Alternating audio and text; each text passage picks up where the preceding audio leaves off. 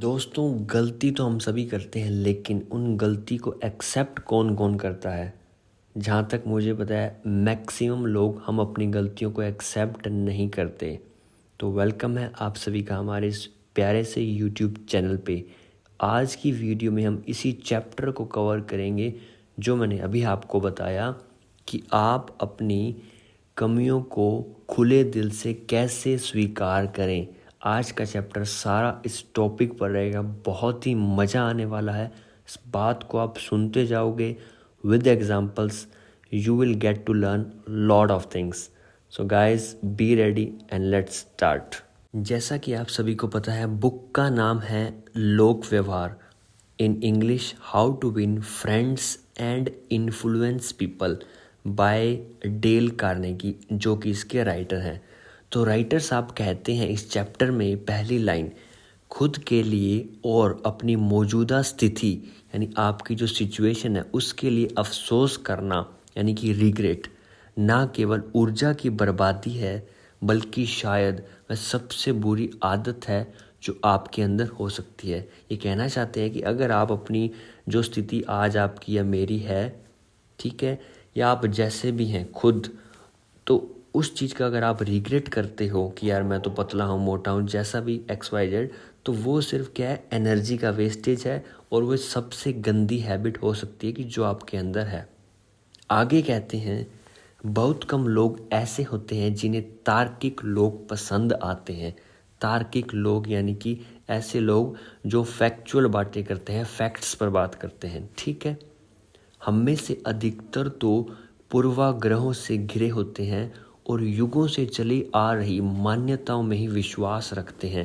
ये जो पुरानी मान्यताएं हैं कि भाई रास्ते में बिल्ली जा रही है, रास्ते में आ गई तो हमें आगे नहीं बढ़ना चाहिए, XYZ, उन्हीं मान्यताओं पर चलते हैं, यानी उन्हीं फैक्ट्स पर चलते हैं। हमें ईर्ष्या, ठीक है, जेलसी, ठीक है, डर, शंका या अहंकार कूट कूट कर भरे होते हैं, यानी हमारे अंदर पुराने टाइम से। हम में से अधिकतर लोग अपने विचारों को बिल्कुल भी नहीं बदलना चाहते, यानी कि मैक्सिमम लोग जो विचार सोचते हैं बस उसके अलावा वो नए विचार की तरफ नहीं जाना चाहते, बदलाव नहीं चाहते, जो कि एक गलत चीज़ हो सकती है। अब प्रश्न चाहे उनके हेयर कट का हो या फिर साम्यवाद या रहन सहन का हो या फिर किसी का भी हो, वो मैटर नहीं करता। इसलिए यदि आपने इस संसार के विचारों को बदलने या फिर दूसरों की त्रुटियां ढूंढने का अगर बीड़ा उठा रखा है, यानी जिम्मा उठा रखा है, तो प्रतिदिन नाश्ते के साथ साथ नीचे लिखी पंक्तियों को भी अपने दिमाग में अवश्य उतार लें। तो ये जो पंक्तियां हैं वो एक पर्सन है, जेम्स हॉरवे रॉबिन्सन, उनके द्वारा लिखी गई एक पुस्तक है the mind in the making. उसको हम पढ़ते हैं, लेट्स गो। तो यहाँ पर ऐसा ऐसा लिखा है कि वैसे तो हम आम तौर पर ही बिना किसी प्रतिरोध के अपने विचारों को बदलते रहते हैं, यानी बिना किसी चेंज के, प्रतिरोध यानी कि रेजिस्टेंस के। लेकिन यदि कोई आदमी हमें गलत साबित करके विचार बदलने के लिए कहता है कि भाई साहब आप गलत हो और आप मेरे विचार को अपना लीजिए, तो हम इस दोषारोपण से चिढ़ जाते हैं, हमें गुस्सा आता है और अपने मन में उस आदमी के लिए हम क्या करते हैं, एक नेगेटिविटी या नफरत, जेलसी पैदा कर लेते हैं। वैसे तो हम अपने विचारों की बिल्कुल भी चिंता नहीं करते कि दिमाग में हमारे क्या विचार चल रहे हैं। और आपको पता होगा एक पूरे दिन के अंदर हमारे दिमाग में कितने विचार आते हैं, थाउजेंड्स ऑफ। लेकिन यदि कोई दूसरा हमारे उन्हीं विचारों को गलत साबित करने का प्रयास करता है, जो हम अपने उन्हीं विचारों के प्रति बहुत आसक्त हो जाते हैं। हमें अपने विचारों में इतना प्रेम नहीं होता जितना कि हमें अपने आत्मसम्मान से होता है। असल में यही सिचुएशन है कि हमें आत्मसम्मान यानी खुद का जो सम्मान है उससे ज़्यादा प्रेम होता है, ना कि विचारों से। तो मानवीय संबंधों में सबसे महत्वपूर्ण जो शब्द है ना, वो होता है मेरा, यानी माइंड, माई। और बुद्धिमान आदमी इसका सामना चतुरता से करता है। जो शब्द है मेरा, यह मेरे में शक्ति एक सी ही होती है, यानी कांस्टेंट मान लीजिए आप। चाहे मामला मेरे डिनर, मेरे कुत्ते, मेरे घर, मेरे पिता, मेरे देश, मेरे ईश्वर से संबंधित हो। हमें इस बात से भी चिढ़ होती है कि हमारी घड़ी गलत है या हमारी कार गंदी है, बल्कि हम इस बात से भी चिढ़ जाते हैं कि मंगल की नहरों के बारे में हमारे विचार या हमारा जो एपेक्टिक्स का उच्चारण गलत है, या फिर कोई भी और चीज़ जैसे कि सेल्सियस की चिकित्सकीय उपयोगिता के विषय में हमारा विचार सही नहीं है। हम तो प्रत्येक हाल में अपनी बात को सच मानना चाहते हैं कि मैं सच हूँ, बाकी सारी जनता गलत। और जब भी कोई दूसरा हमारी मान्यताओं यानी हम जिन बातों को मानते हैं, सच मानते हैं, उन पर शंका करता है, ठीक है, कोई प्रश्न चिन्ह लगाता है, तो हमारी सारी इंद्रियां जो है ना, हमारी सेंसेस, 5 सेंसेस, वो उत्तेजित हो जाती है और हम उन्हीं मान्यताओं से चिपके रहने के लिए नए नए बहाने ढूंढते हैं जो कि हमने पहले से बना रखी होती है हमारी मान्यताएं। तो परिणाम स्वरूप हमारी तथाकथित तर्क शक्ति यानी जो फैक्चुअल शक्ति होती है, अपनी वर्तमान मान्यताओं के लिए तर्क ढूंढने में पूरी शक्ति में जुट जाती है।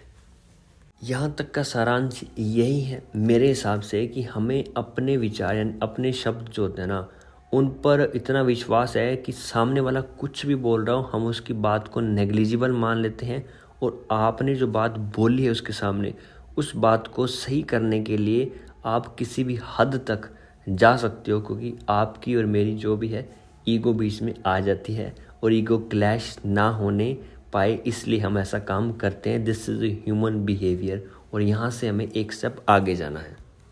नई किताब का जिक्र यहाँ पर हुआ है, चलिए जानते हैं वो क्या है।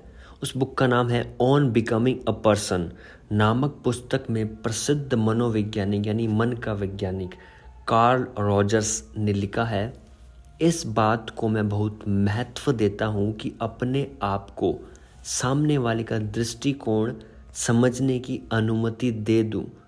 यह वाक्य आपको कुछ विचित्र सा तो अवश्य लग रहा होगा। तो क्या दूसरे को समझने के लिए पहले खुद को समझना पड़ता है? मुझे तो यही सच लगता है। राइटर कह रहे हैं ये बात सच है मेरे अकॉर्डिंग। अधिकतर बातों के संबंध में हमारी जो पहली प्रतिक्रिया रहती है वो मूल्यांकन तथा निष्कर्ष की होती है। हमें जान लेते हैं कि भाई ये बंदा ऐसा है अगर इसने ये लाइन बोली है तो, और हम दूसरे की बात को समझने का परिश्रम नहीं करना चाहते। अगर हमारे सामने कोई कन्वर्सेशन चल रही है तो हम जस्ट डिसाइड करेंगे कि ये बंदा अच्छा है या गलत, दैट्स इट। उसको समझते नहीं हैं, सिर्फ डिसीजन पर चले जाते हैं। जब भी कोई आदमी किसी भावना यानी फीलिंग, विचार या विश्वास को अभिव्यक्त करता है, यानी कि उसके सामने एक एक्सेप्ट मतलब कि कहता है, अच्छे तरीके से एक्सप्लेन करता है, तो हमारी प्रवृत्ति तुरंत यह अनुभव करने लगती है कि यह बात तो मूर्खतापूर्ण है, यह बात सही है, यह बात गलत है, यह बात अनुचित है। लेकिन कभी कभी हम अपने आप को इस बात की अनुमति दे देते हैं कि हम सामने वाले की पूरी बात को ध्यानपूर्वक सुनकर पूरा कंसंट्रेट होके समझने का प्रयास करें और फिर उसका दृष्टिकोण भी समझ लें। ऐसा अगर हमने कर लिया, ध्यानपूर्वक बात को सुन लिया और उसका जो दृष्टिकोण है यानी पॉइंट ऑफ व्यू है बातों को कहने का वो समझ लिया, तो आप उसकी बात को भी समझ सकते हो और उसने किस पॉइंट ऑफ व्यू से बोली थी वो भी समझ सकते हो, और फिर आप डिसाइड तो आपका जो डिसीज़न होगा वो 99.9% सही होने वाला है, क्योंकि आपने यहाँ पे डायरेक्टली कोई डिसीज़न नहीं लिया, सोच समझ के ये बात आपने डिसाइड करी है। तो यहाँ पर एक इंटरेस्टिंग सा एग्जांपल है, मैंने पढ़ा, बहुत मज़ा आया, आपको भी ज़रूर आएगा। Let's start this. एक बार मैंने एक इंटीरियर डेकोरेटर यानी जो इंटीरियर डिज़ाइनिंग करते हैं, डेकोरेट करते हैं घर को अपने घर की साज यानी सजावट का काम सौंप दिया। लेकिन उसके द्वारा दिए गए बिल को देखकर मुझे बहुत ज़ोर का झटका लगा, पागल हो गया, इतना ज़्यादा बिल कैसे आ गया। फिर कुछ दिनों बाद मेरी एक दोस्त आई और कक्ष में लगे नए पर्दों को देखने लगी। लेकिन जैसे ही मैंने उन पर्दों का दाम बताया यानी कीमत, तो वह तुरंत बोली, क्या इतने महंगे पर्दे? तुम्हें तो निश्चित ही उस आदमी ने लूट लिया है। तो उसको सुनकर बहुत ही बुरा लगा होगा, ऐसा मैं मानता हूँ। क्या यह बात सही थी? बिल्कुल सही थी। उसने मुझे सच्चाई ही तो बताई थी, लेकिन बहुत कम लोग ऐसे होते हैं जो ये स्वीकार कर लेते हैं कि किसी ने उन्हें बेवकूफ़ बनाया है। इसलिए मानव स्वभाव जो है ना, ह्यूमन नेचर जो है, में वशीभूत होकर मैंने भी अपना बचाव शुरू किया, जैसे कि हर एक इंसान करेगा, चाहे मैं हूँ चाहे आप हो।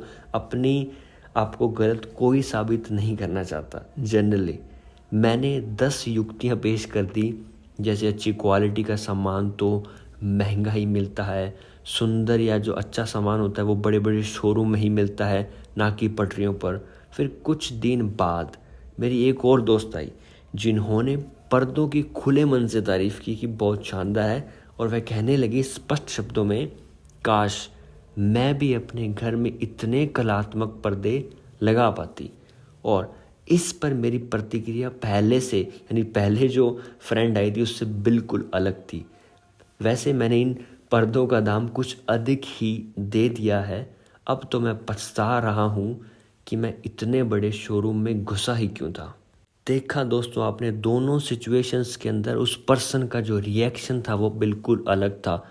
पहली जो फ्रेंड थी उसने नेगेटिविटी बोली, कि सच्चाई बोली लेकिन नेगेटिव था, तो सामने वाले ने बचाव किया अपना, क्योंकि वो उसे गलत साबित कर रही थी। सेकंड सिचुएशन में उसने तारीफ़ की, तो उस बंदे ने एक्चुअली में उसके सामने अपनी गलती को स्वीकार भी कर लिया और बता भी दिया कि मैंने पर्दों का ख़रीदा तो है, लेकिन कुछ ज़्यादा ही पैसे दे दिए, मैं उस शोरूम में गया ही क्यों था। तो उसने बिल्कुल एक्सेप्ट किया है। तो आप भी यहाँ पर समझ सकते हो कि आपकी भी एक ह्यूमन नेचर ऐसा ही होगा कि हम भी उस सिचुएशन में ऐसा रिएक्ट कर सकते हैं अगर हमें सामने वाला कोई पॉजिटिवली उस बात को कह रहा है। तो इसका अर्थ यह हुआ कि जब हम गलत होते हैं तो मन से हम अपनी गलती मान लेते हैं, और कभी कभी तो उस त्रुटि को दूसरों के सामने भी स्वीकार कर लेते हैं, जैसा कि इस सिचुएशन में हुआ था अभी। इससे हम अपनी उदारता और खुलेपन का परिचय देना चाहते हैं। लेकिन जब कोई स्पष्ट रूप से हमारी किसी कमी को प्रकट करता है, जैसे कि पहले लड़की ने किया था, कि हम अड़ जाते हैं कि ऐसा क्यों हुआ, क्योंकि अपने अहंकार को चोटिल नहीं होने दे सकते। तो अहंकार जहाँ पे आ गया बीच में, तो आप फिर उसका ऑपोजिट ही करोगे, अपनी बात को सही साबित करने के लिए कुछ भी करने को तैयार हो जाओगे। सिर्फ शब्दों से ही नहीं, बल्कि अपनी आँखों से या फिर अपनी आवाज़ से, ढंग से, अपने हाव भाव से भी लोगों को यह प्रतीत, यानी कि आप अचीव करा सकते हो कि वह सही है या नहीं। अब यदि आप किसी को गलत साबित कर भी देते हैं तो क्या सामने वाला इस बात से सहमत होगा? बिल्कुल भी नहीं दोस्तों। क्या अपनी त्रुटि यानी गलती को मानेगा? कभी भी नहीं मानेगा। ऐसा नहीं होने वाला, क्योंकि हम भी नहीं मानते। तो हमारे जैसे ही लोग होते हैं, क्योंकि आपने तो क्या किया, सीधे उसके आत्मसम्मान यानी कि उसके सेल्फ एस्टीम पर चोट की है। कोई भी आदमी किसी दूसरे के विचारों को नहीं अपनाता, ठीक है, हम भी नहीं अपनाते जनरली। तो वैसे ही लोग होते हैं, किसी दूसरे के लिए अपनी सोच नहीं बदलता कि भाई साहब तेरे लिए मैं बदल जाऊं, फॉर एग्ज़ाम्पल। ऐसा नहीं होता, चाहे आप कुछ भी हो। अब एक लाइन आपको बताऊंगा, उस तरीके से आपने लाइफ में कभी भी अपनी बात को शुरू नहीं करना। लाइन है, मैं आपके सामने एक बात सिद्ध करना चाह रहा हूँ। मैं आपके सामने एक बात सिद्ध करना चाह रहा हूँ। इस लाइन से आपने कभी भी अपनी स्टेटमेंट या जो आप बात करना चाहते हो किसी से, यहाँ से शुरुआत नहीं करनी। ऐसा कहकर तो आप क्या कर रहे हो, सामने वाले को ये बता रहे हैं कि मैं आपसे कई गुना स्मार्ट हूँ जनाब, यानी आप में जो नॉलेज है वो कम है और मेरे में ज़्यादा है। मैं आपको कुछ ऐसी बातें बताने जा रहा हूँ जो आपके विचारों को बदल देंगे, और जनरली ऐसा नहीं होता। तो यह स्पष्ट रूप से चुनौती होती है सामने वाले इंसान के लिए।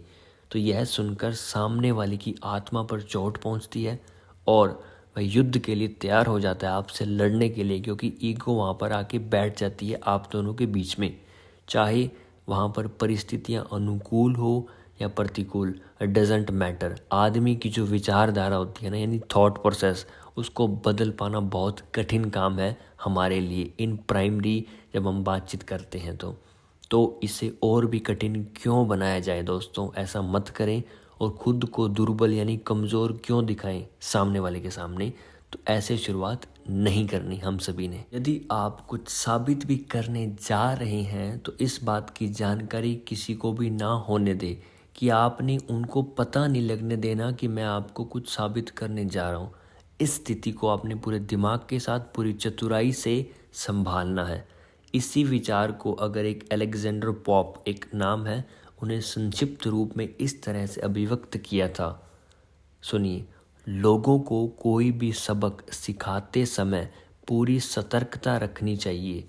उन्हें यह ज्ञात नहीं होना चाहिए कि उन्हें कुछ सिखाया जा रहा है। नए विचारों को इस तरह बताया जाना चाहिए जैसे कि आपको अपने पुराने विचार याद हो आए। नहीं, आपने ऐसे बात करनी है कि सामने वाले को लगे कि ये तो मेरा ही विचार है, मेरा पुराना विचार है, उसे रिमेंबर हो जाए। यानी नए विचारों को वो एक्सेप्ट नहीं करेगा, तो इस बात से आप दूर रहें। फिर एक नेक्स्ट एग्जाम्पल कहते हैं कि निश्चित रूप से दूसरे लोगों से अपने आप को अधिक बुद्धिमान बनाने का प्रयास करो, लेकिन यह बात उनसे मत कहो। यानी आप अपने आप को लोगों से ज़्यादा बुद्धिमान बनाओ, लेकिन दोस्तों, इस बात को ना तो आपने किसी को कहना है और ना ही ये साबित करना है। सिर्फ बुद्धिमान बने रहना है और ज़िंदगी के मज़े लेने हैं। फिर सुकरात भी एक बात बोलते हैं यहाँ पे कि मैं सिर्फ एक ही बात जानता हूँ और वह यह है कि मैं कुछ भी नहीं जानता। तो दोस्तों, जो बहुत बड़े फ़िलासफ़र हैं, उन्होंने इतनी नॉलेज ले ली कि वो बंदा ये बात बोल रहा है कि मैं जो भी एक ही बात जानता हूँ कि मैं कुछ भी नहीं जानता। तो आपको ये बात समझनी है। वो भी ये कह रहा है कि भाई मैं किसी को कुछ समझा ही नहीं सकता। ठीक है। नेक्स्ट पैराग्राफ में राइटर लिखते हैं कि अब मैं सुकरात से अधिक बुद्धिमान तो होने का दावा नहीं कर सकता, इसलिए मैंने दूसरों को गलत साबित करने कि भाई साहब आप गलत हो, मेरे विचार सही हैं, आपके विचार गलत हैं, ऐसा करना छोड़ ही दिया है। और इस बात का मुझे बहुत लाभ भी हुआ है। राइटर कह रहे हैं, जब भी कोई आदमी ऐसी बात कहे जो आपकी दृष्टि से सही नहीं है, यानी आपको पता है कि यार ये बंदा गलत बोल रहा है और आप पूर्ण विश्वास से जानते हैं कि यह बात गलत ही है, तब भी कुछ इस तरह बोलना है। ध्यान से सुने। मुझे लगता है कि मेरी राय आपसे कुछ भिन्न है, लेकिन मैं गलत भी हो सकता हूँ। ठीक है। ऐसा कई बार हो भी चुका है जब मैं गलत साबित हो चुका हूँ, और यदि इस बार भी मैं गलत साबित हो जाता हूँ तो मैं अपनी त्रुटि यानी गलती सुधारने के लिए पूरी चेष्टा करूँगा। आइए हम मिलकर इन तथ्यों यानी फैक्ट्स का मूल्यांकन करते हैं। इस तरह के जो वाक्य होते हैं ना दोस्तों, उनमें जादू मैजिक होता है। जब आप ये बोलोगे ना तो कोई भी इंसान, कितना भी चाहे वो गुस्से वाला हो, वो आप पर क्रोधित नहीं होगा और वो आपकी बात को मान लेगा प्यार स्वरूप। जनाब, इस चैप्टर में मैंने आपसे बहुत सारी बातें एग्जाम्पल्स के साथ कही हैं, और हो सकता है अगर आपने ध्यान से सुनी होंगी, जो कि बिल्कुल सुनी भी होंगी, तो लाइफ में इम्प्लीमेंट करना आज से ही शुरू कर दीजिए। आपको पहले ही दिन से फ्रॉम डे 1 रिजल्ट्स मिलना शुरू हो जाएंगे। इसी के साथ आप सभी का धन्यवाद। दिल की गहराइयों से आपने मुझे अंत तक सुना, और इस नॉलेज को सीमित नहीं रखना। अपने लव्ड वंस, फैमिली मेम्बर्स, जो भी आपके क्लोज वंस हैं, उन्हें ज़रूर शेयर करें ताकि वो और आप मिलकर जीवन में आगे बढ़ें। तभी हमारे समाज का विकास संभव हो सकता है। धन्यवाद। जय Hind. Thank you so much.